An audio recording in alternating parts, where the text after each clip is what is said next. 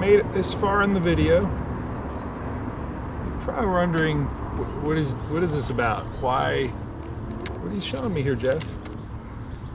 Well, Torqeedo guy decided he needed to go out on the lake without the Torqeedo. Why? Because I needed to bond with this thing here. And there's no better way to do that than to do it without the motor and to learn its unique bent-shaped paddle bend without the motor. I think I'm done for the day. I had 90 minutes to spend out here. Got to get back for a Father's Day cookout.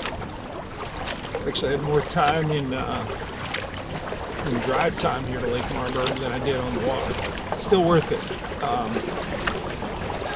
The things that I'm familiarizing myself with this particular paddle, which is a custom, corner Ikelos that I got at Delaware Paddle Sports.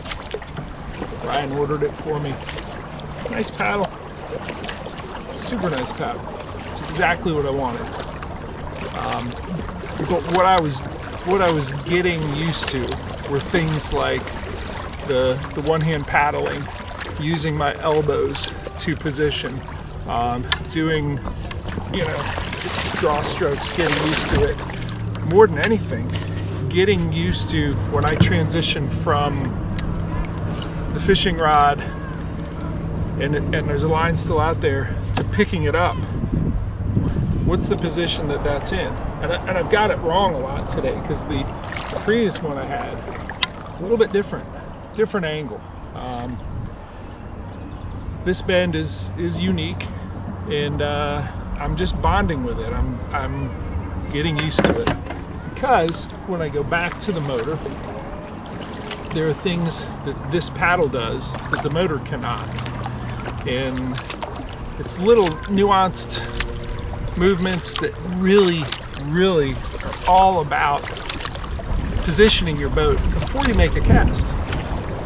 That is so much of what fishing success relies on is, are you in the right position before you make the cast? And for sure I had that. I had some wind that I had to one-hand paddle and use my elbows to position, and I even used my knees a little bit when I had a line out there just to, apply pressure like that.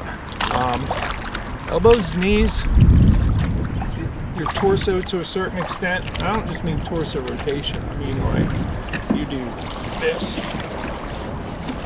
All sorts of different ways to create a fulcrum or to push on the lever. And this is a really super nice lightweight lever with the clean insertion, carbon fiber, foam core. Look how sleek that thing is.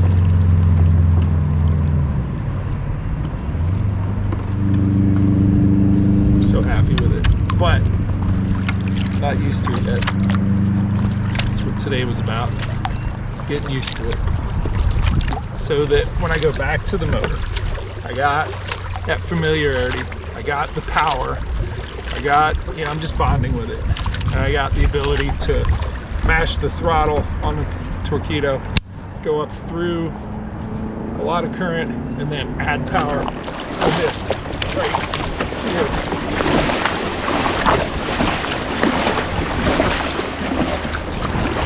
It's got a lot of power.